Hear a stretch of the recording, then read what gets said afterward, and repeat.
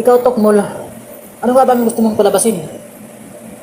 Na hayaan na ng defense team na yung acknowledge receipt niya ay dinoktor.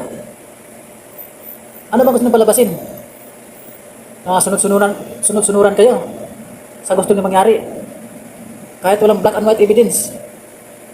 Kahit yan ay dinoktor-doktor niyo lang, gusto niya hindi yan posisahin. Ano kayo? Hello? Paano natin nasabing dinurog ni Atty. Kapunan itong bagong abogada si Atty. Ferrer? Ito kasing defense, sinabi na ni Atty. Kapunan. Mayroon kasing mga exhibits, ibig sabihin may mga ebidensya. Siyempre yung mga resibo, yung acknowledgement receipts. Yung mga maliliit na papel na may may nakalagay doon, Mary Grace Piatos, Renan Piatos, Nova Santos, mga mga acknowledgement receipts. Yan yung liquidation ng Office of the Vice President at ng DepEd nung paggasta o paggastos ng confidential funds. Ngayon, ang gustong mangyari, ang ginagawa nitong defense, bawat exhibit na pinipresent ng prosecution, kinukontra nila.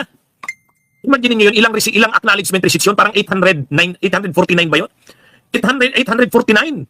So ngayon, kung bawat isa doon, kailangan kontrahin nila, di siyempre, pag kinontra nila, ipoprove pa yun na ito'y totoo, authentic ito, ito'y certified na true copy ng acknowledgement receipt, ay napakatagal nun.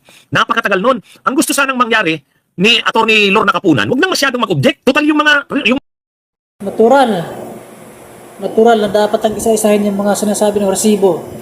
Dahil yung mga resibo nyo ay hinahambing nyo sa mga sitserya, ibig sabihin, sitserya, hangin lang ang laman, kagaya ng utak nyo na hangin lang ang laman, hindi bubo ang defense team. Naisip nyo ba yun? Sana kung mag-suggest man lang kayo, dapat yung medyo malapit-lapit naman. Tokmol,